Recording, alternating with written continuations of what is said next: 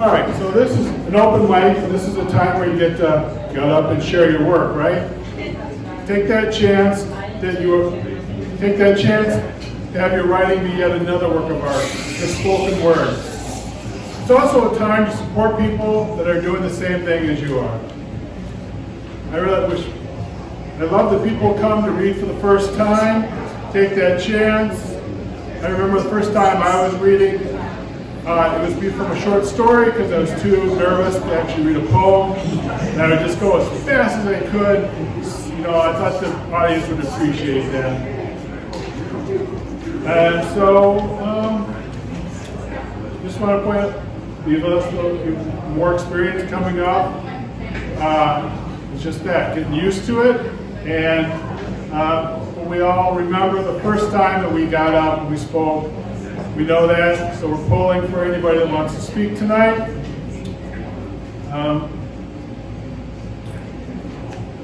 So we're going to talk a little bit about open mics tonight. And of course we know that they're nice, they're fun, they're also special places to make things happen. First time is coming up. A few weeks ago at Jeff McAndrews' open mic, he had for Pi Day. There was a gentleman that read poems that he wrote because he was grieving for his wife. So he'd written them within a year. And he shared his pauses to keep from crying. And, you know, that was something special. I also read a poem about the value of people with disabilities. I read this poem I'm going to read in a minute, and someone with autism came up afterwards and thanked me for talking about treating people with disabilities as we would anybody. And the poem is Jimmy. Jimmy has CP and walks with a limp. Struggles with his concepts in his classes for the cognitively disabled. Says he has trouble seeing out of my one good eye. His classmate has CP too. She walks with a limp and spastic arm. I remember when she tried to build a gingerbread house. Tried to get her arm to do it at once. I love that gingerbread house. I've seen the man that gets off the bus and walks with a limp so profound that I think he'll fall over. Sometimes he does. You've seen him too, and if you thought about him and the rest of them, maybe you think that they are unlucky. But they know friends in wheelchairs that have no chance to build those crooked gingerbread houses. My son has autism, and the very necessary function Jimmy does make it pretty damn hard to complain. But of course I asked God. Of course I said, why me? And of course I grieved. But then I realized he's not a child with autism, which is the proper way of saying it, person first. But he is an autistic child. It does define him in some cool, special, challenging ways. But it does not confine him. We will work to overcome this disability, but I will not look past it, because not to see his autism is not to see the whole child. The blessing, the gift. You can't look at less than that. You can only be thankful. And then last winter, we're at Wisconsin Fellowship of Poets open mic. And a few of us were admiring the art on the walls like they have tonight. And we were looking at them. We decided to write poems inspired by this painting of a skinny kid in a baseball uniform. I did, so I wrote and I performed it. The next meeting, the kid. Who do you see when you think of a kid that plays ball? Perhaps not the scrawny kid, but one trying to give their all. We want meritocracy, and I'm all for that, but shouldn't everybody get a turn at bat? Childhood is more than a fuck to be an adult. Join in being American like it's a cult. Why not provide for all children that sly smile, of belonging, of celebrating with style? The games of childhood is not for the elite. If you think back, it was a saying for those games that were played on the street. It's not to show off. It's not to teach them the feeling of defeat, but to encourage this heart within every type of athlete. And the interesting thing was, The meeting after that, the owner of Coco came up to us and he told us about how he had told the family of the artist about the paintings. And she had actually passed away from cancer. And so here's the owner of Coco struggling to get through with his voice, talking about how much those family members appreciated that we were inspired by it. And then just last month, we were at the open mic at Sadov Center. James was there. Keith Helwig, who's the author of In Their Own Words. He read a story about his involvement in the tragedy of a young officer being killed in the line of duty. It was hard for him not to break down as he read about standing watch over the body, and then also finding the body of the murderer. He almost couldn't get through the story. He had to stop. But it was so important because he changed the lives of the people who were there to get to experience it. So open mics are an opportunity to connect with people, to be moved to tears and laughter, to see people taking chances. And that's a good thing because even if you don't go to open mics, poetry is just a healthy, mindful way of life. You begin to look for those things that are important. Because you are looking, you find them, and then you are compelled to record them. You begin to see poetry and things that are not written as poetry. Now this is a prelude to a found poem. It's a poem, it was the eulogy my aunt read to at my grandma's funeral. My grandma, she lived from 1916 to 2016, and for the last few years, my aunts and uncles took care of her. And so you're gonna have to help me sing along. That's my risk, is that you can hear my voice singing. I want to share this experience with you. So, Thelma was born into a musical family. My Aunt Joan began her eulogy. Uncle Rick accompanied her with a guitar. Her dad was talking about my grandma. This is my aunt's words. Her dad, Craig, played the mandolin. Her sister, Ruby, sang and played the guitar professionally for 2 or 3 years. Mom played the piano, sang, played the guitar. She sang to us. There was always a song in her heart, and they'd pop out as soothe as a lullaby or as an expression of emotion. Now my sunshine, my only sunshine, you make me happy when the skies are gray. You'll never know, dear, how much I love you. Please don't take sunshine away. Most recently, the tunes that came out time and time again were Christmas songs like Silent Night, Love's Pure Light, just come out of the blue. And little Lord Jesus, let's sleep by the hay. Or she'd be so tired, bobbing her head, waiting for bed, she'd sing, show me the way to go home. Younger folks may not realize this, so probably everybody. I'm tired, I want to go to bed. We got the message. Or she'd say, I'm no good. Of course, she was talking about her aches and pains, but her caretakers didn't know what the next line was. Without you anyhow. From the song by the Andrews Sisters. Haven't told you lately that I love you, but I tell you once again somehow. Have I told you with all my heart and soul how I agree? Well, darling, I'm telling you. And another country song that had a lot of meaning for her. The last few months, this would help her distract her from the pain and distress, and she would sing, what would you do with a nickel? And the response were these song lyrics. Now if I had a nickel, I know what I would do. Spend it all, give it all to you. Spend it all for me and give it all to you. 'Cause that's how much I love you, baby. That's how much I love you. That's how much I love you, mama. That's how much I love you.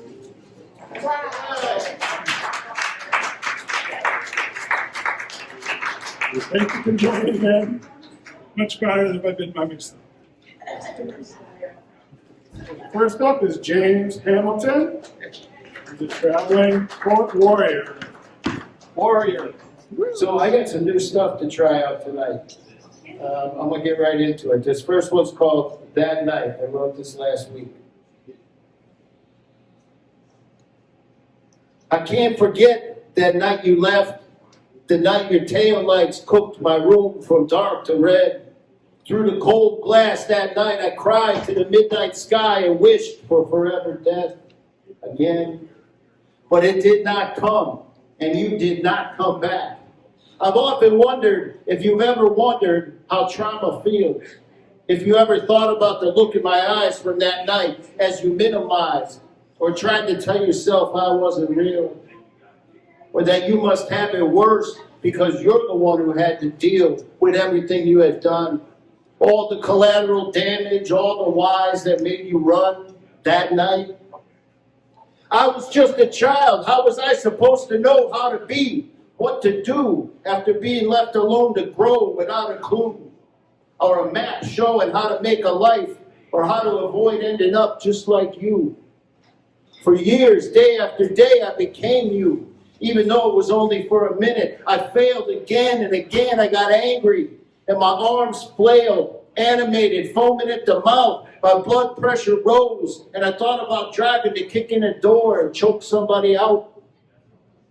I became you yesterday. I lost my shit.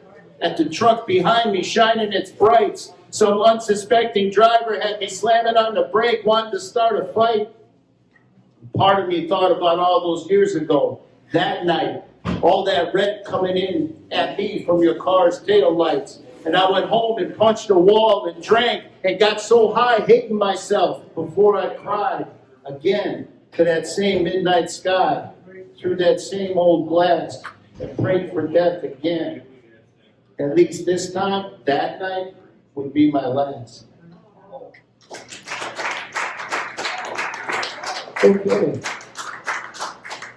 So, you mentioned, the Marine Park Technical College open mic.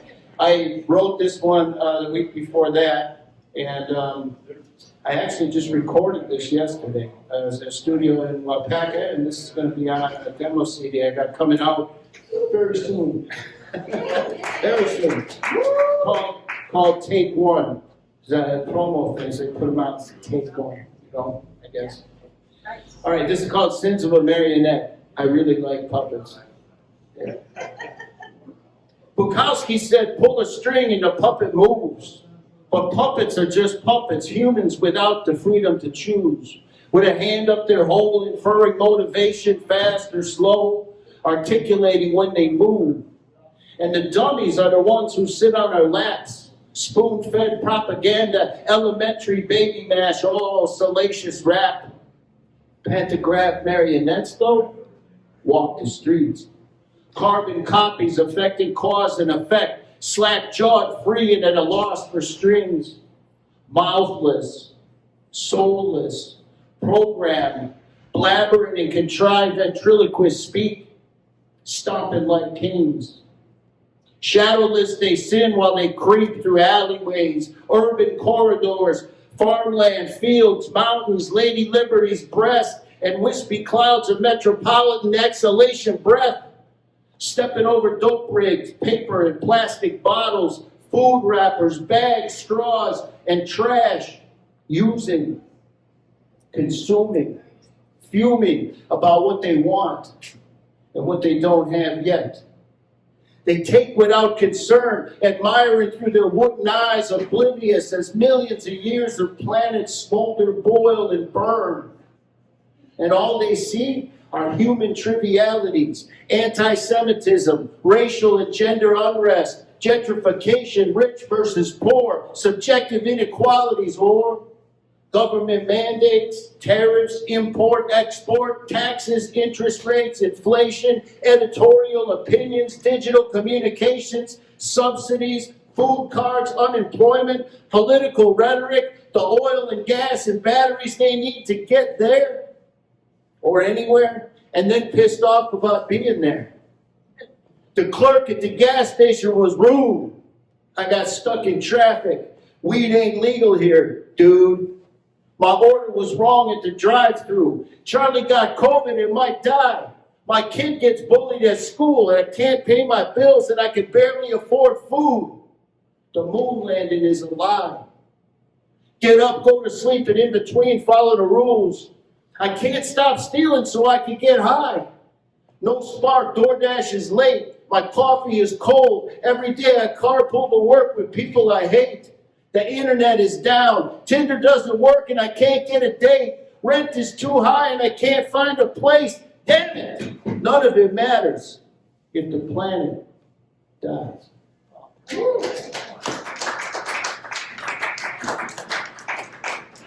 This one I wrote today, and I rehearsed it in the car twice on the way over here.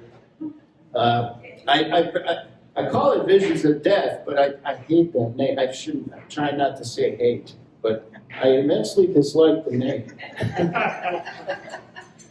So I don't know. If you got any suggestions afterwards, I will take it.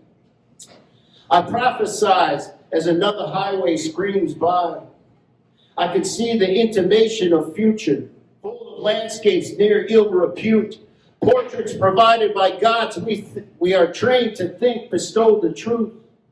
I transcend this March wind, time traveling forward to a future summer's June, where the planet is paying the price for generations of human sin, generations poisoning its womb.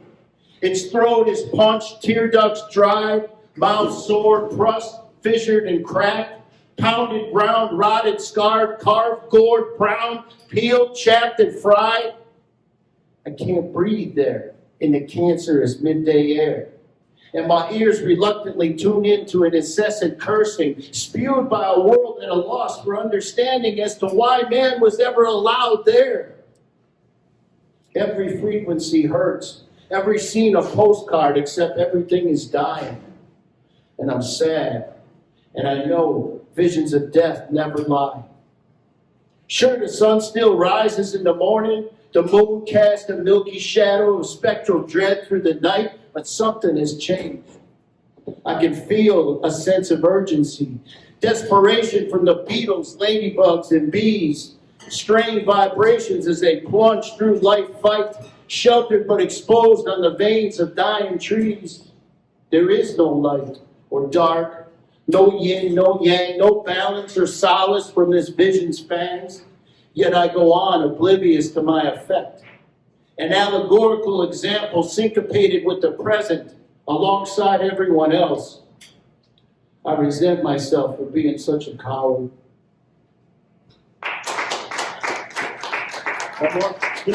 One more.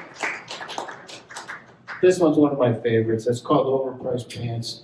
I think I keep hitting the button.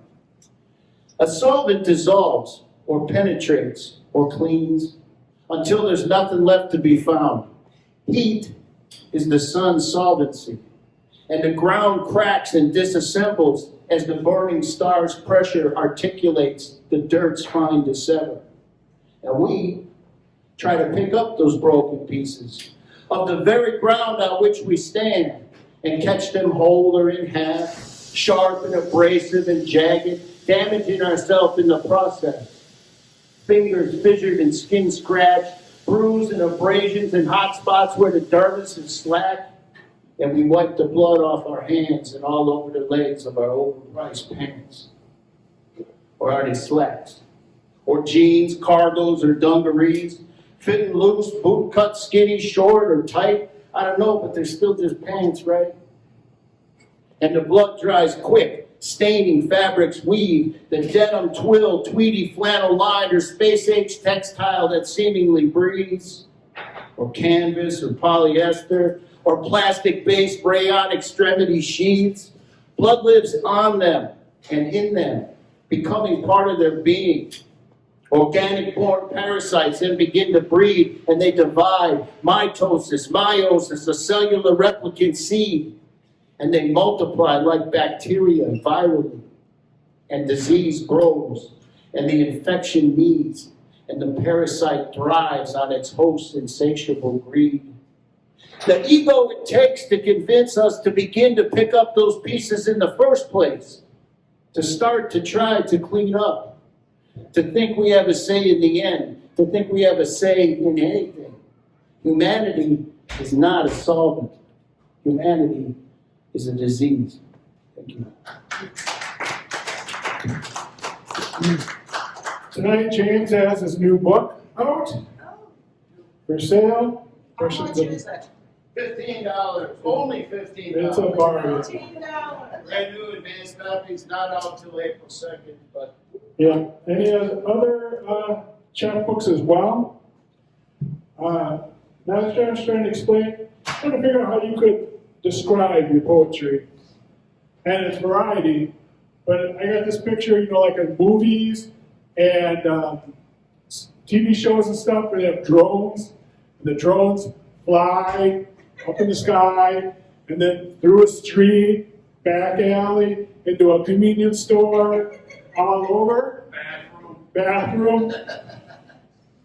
Drinking your tea. It's kind of, that's how I kind of get, like, flying through these different parts of town. So I recommend his books. This is Mary Chancellor. I've been writing poetry since I was a youngster. This first one is called Art. Art is not always pleasant. Sometimes it just makes you think, like the ones on the wall today. Very nice. It's there to make a statement, sometimes good, sometimes it stinks. We can say we like a piece, and maybe just because it might look good with that ugly clock you chose. When viewing art, sometimes it seems we don't understand it at all. They say beauty is in the eye of the beholder, so call it whatever you will. Art is not always pleasant, but as we've seen today, it is there to make a statement. We think what we may. It's not art for art's sake that pleases. I say, like it or not, it's just there. Maybe it's good, maybe it's fair, but everyone's taste is art as its best. Unless, of course, you hate the rest.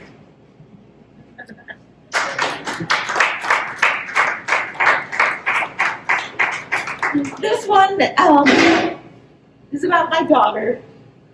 Rings of gold she wore today, rings with gold gems, they say. I did not see before she went, but I think I know where she was sent. She is gone, no more to be seen. She's gone to the big ocean. She is gone, no more to glean. She is gone, our little queen.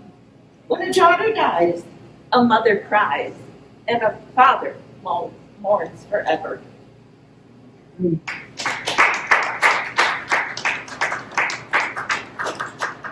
Dad's mad. I was bad. Now I'm sad. Beer was had, but only a tad. It's sort of a fad with a friend, a lad who was a cad.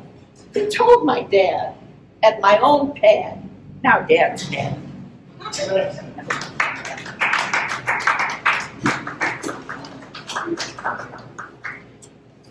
And this one is for all you people who live in Wisconsin.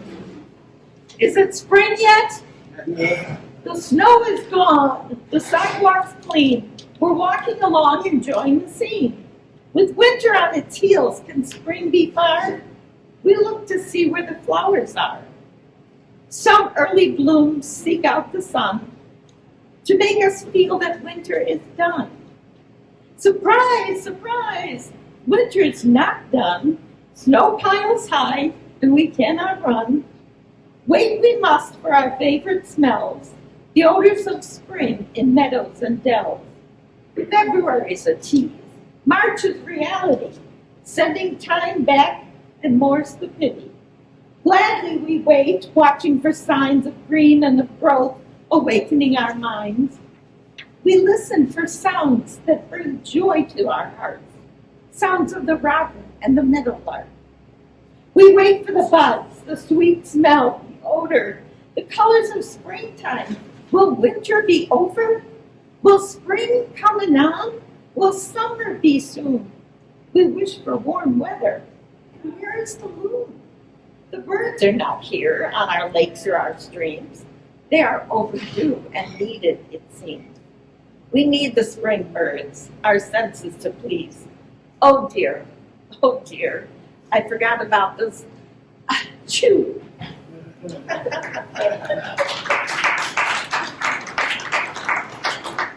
And next up will be Patrick. Yeah, so Tom liked to catch me off guard a lot. So I think because I believe if my sources are correct, there's an election next week. So I thought I'd write this poem about, it's a revision of something I did a few years ago. It's more kind of like a short story, but it's titled The Voting Booth. So it calls to me, softly, gingerly, respectfully. It's time, it whispers. Without delay, I journey to the dance hall. Everything is as it should be.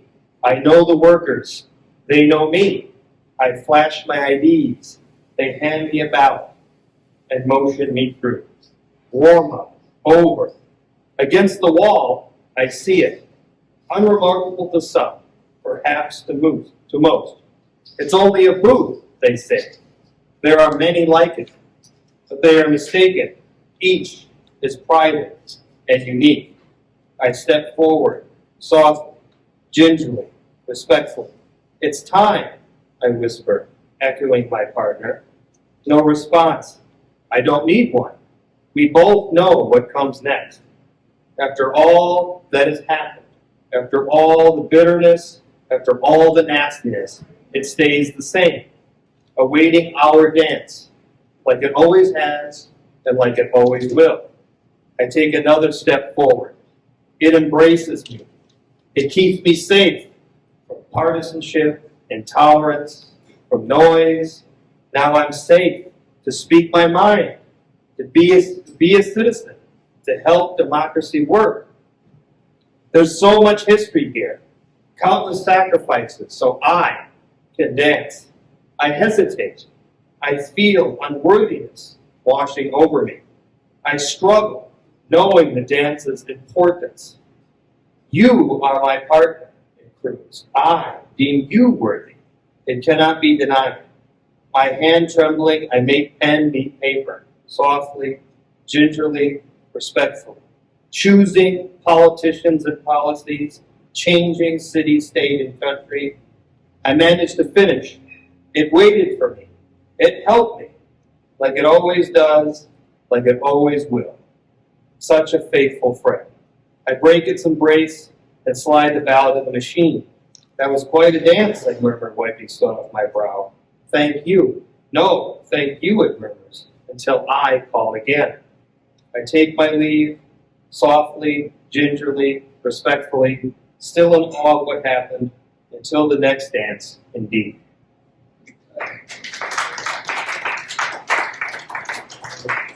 I have another one. Tom had a great workshop at the Lakefly Writers Conference. It's like make a plug that would be on May 3rd and 4th. It's a great conference, very low budget conference, but yes, so definitely think about coming if you're not already. But he had a poem, and of course I can't find it now, but I want to.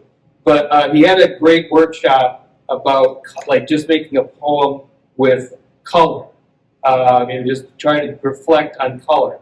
And I was very inspired to do so because I'm writing kind of a fantasy novel series. So here, let me see if I can find it.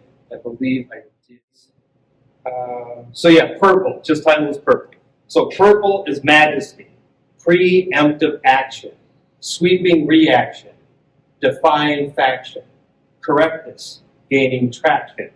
Purple is rule through famine or feast, across west and east, of greatest and least. of man, plant, and beast. Purple is ruler, chosen for life, facing problems rife, avoiding killer's knife, defined by strife. Who will don the color? The existence maulers who cast all into squalor? The conservation scholars who are preservation brawlers? Through pages of thick tome, read to discover, read to uncover the possessor of purple and throne.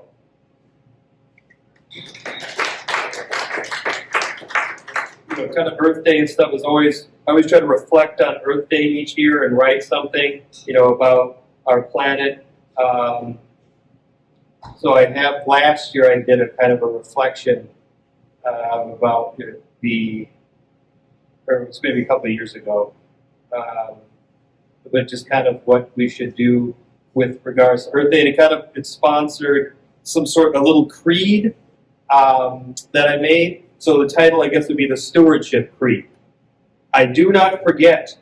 Storm, fire, and lightning grant me life. Air and wind fill my lungs. Water and fluid comprise my blood. Earth, rock, and stone support my frame. Flora and fauna nourish me. Sapience enhances me. I do not forget to be wise is to regard oneself as all, and all as oneself. To be just is to be impartial under all conditions. To be sane is to be content through good or ill. To be healthy is to abandon torrid passions. Survival is peace. Strife is death. I shall remember to do unto all as I have all do unto me. That is the way, nothing more and nothing less. Thank you, Patrick. Another a great reminder of taking a subject, giving a color, write it up, look at it, where the image is, and go back and revise and see what's the poem about. I think it'll come out. And just a big proponent of revising, and so it's a way to revisit a topic, deal with it, and look at it maybe a different light. Like Mary's poem about her daughter. You're still going to grieve, but it's also another chance to look at the poem and read it, right? Remember the good parts. So get to the video. Thanks for sharing that. Okay, Lyn, are you ready? One of those that I wrote like yesterday, and then I looked at it today and thought, okay, I'll try this. Well, I'll show up, and if I don't want, I don't even have to go up. But here I am. So it's been a while. I'll tell you, it's been a while. I know Ruth. I know many of you here. Longtime writer in all sorts of facets. I was in a corporate world writing. I was in poetry and in real books and news writing, essays, and lots of stuff. So and teaching too. So that's Ruth and I met. So this was yesterday. Yeah, this is again. I think we're touching on the seasons a lot. I mean, and climate change and all that, and getting older or whatever we're doing. But especially this is something's different. This is titled "Some Days." Some days the lake just is. It's not to be played in. It's not to be cannonballs. No cannonballs. No sand or weed fights. No wild tube rides. No propellers even, not one, not even one. There are no worms skewed on hooks, anglers hopeful for dinner, no, none. No sweet bikini-bodied soaking sun on rafts or jet skis.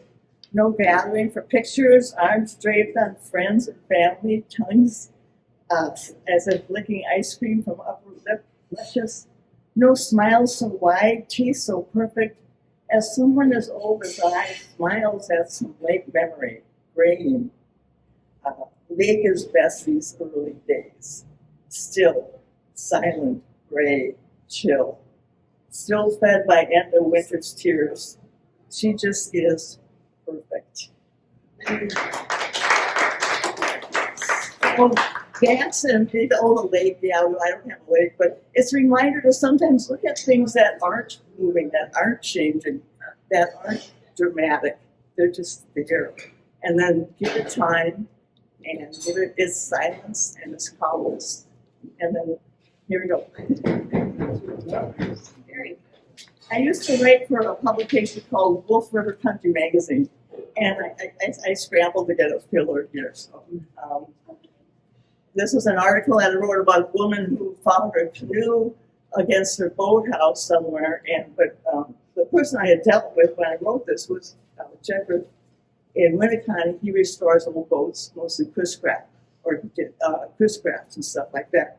But we got into this old canoe, and he said, and what's this?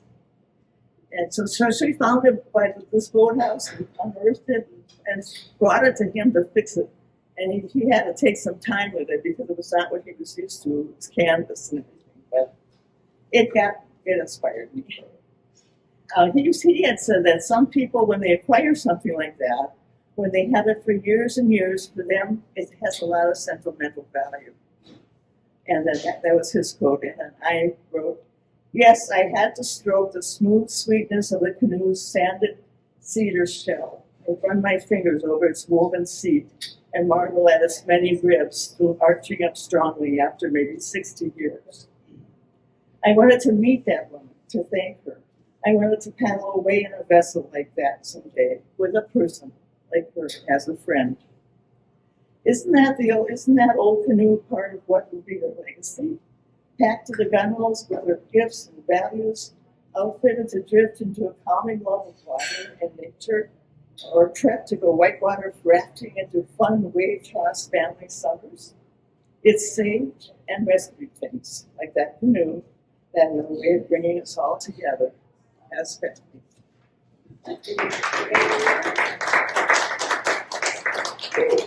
So I do put these on Thomas Kane Author on YouTube.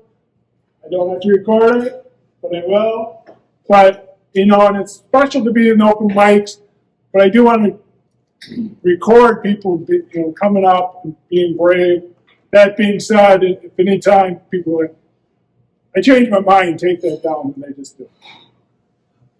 Musician, and I was just dropping off some posters, and then I didn't realize you guys were doing some open poetry tonight, and so I'm going to shamelessly promote my show next week, but I was thinking maybe I could just speak one of the songs I've written, because I write a lot of songs. Yeah, I also have a little website on there, Isaiah and the New People, and I have like little videos and stuff like that if you ever want to check that out. It's kind of fun. All right, so this one is called Cherry Tree, and I'm going to try to, usually I sing it with the guitar, so it's kind of, yeah, I should try it. Picking on a cherry tree doesn't seem to bother me. That seems to be the choice between the girls and boys. I've been right here, I've been right here before. Drove her down Baton Rouge, so go to buy the goose. Rode her off to New Orleans, shared a blanket with the my queen. I've been right here, I've been right here before. Singing out, none to lose, past the barn, past the roofs, stumping through those busted doors, passed out on the storefront floor. I've been right here, I've been right here before. Jacked up on crack cocaine, playing slots with the insane. See the faces on the plane, on the plane, on the plane. My back's been on the wall, standing there 3 feet tall. I've been right here, I've been right here before.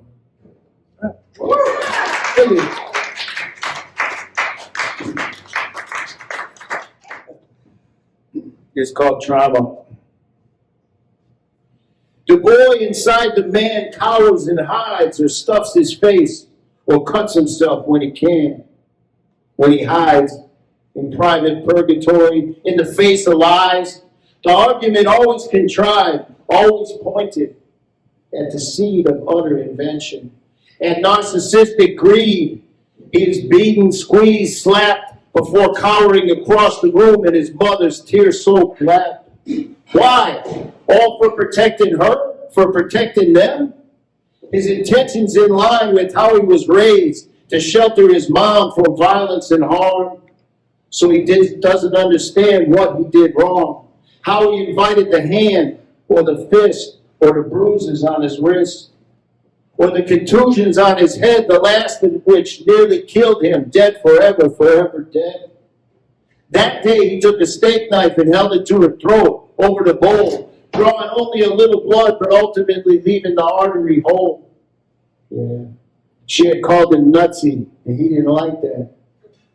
Broken things followed, holes in walls, curse words resonated loudly through rooms and down the hall.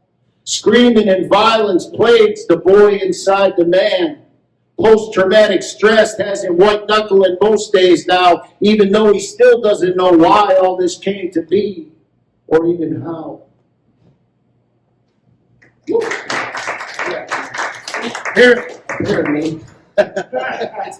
That one must have been on there when I pasted the rest of them in there. This is reflection that I guess would be a trigger for suicide.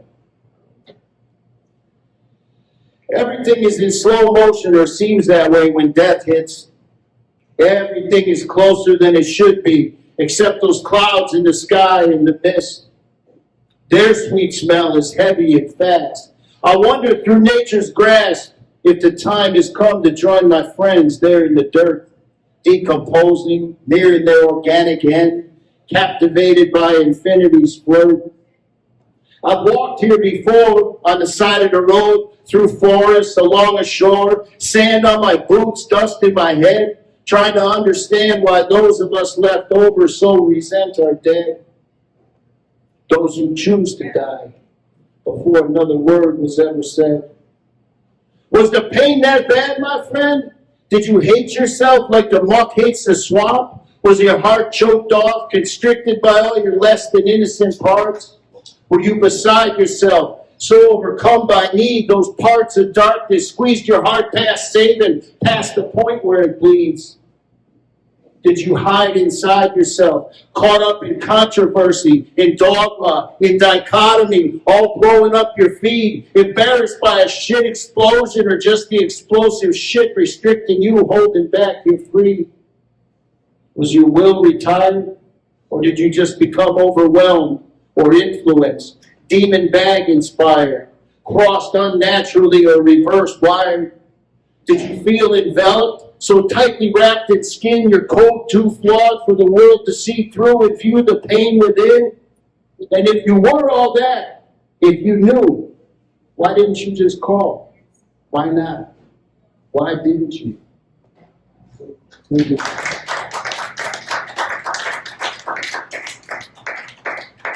Thank you, sir. Thank you. Awesome as always.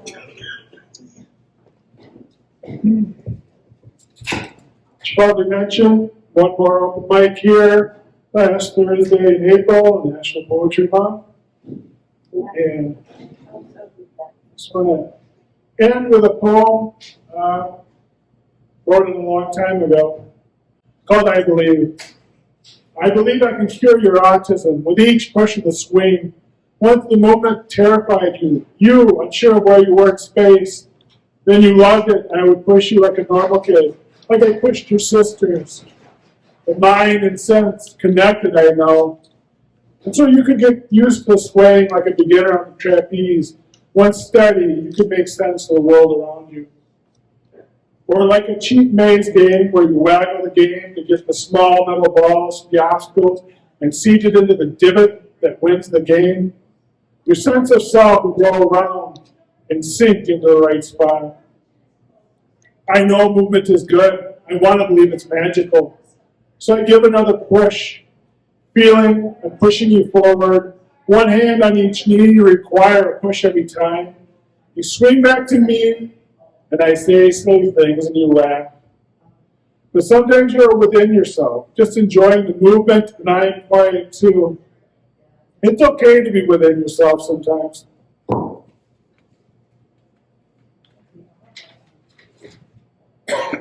Excuse me.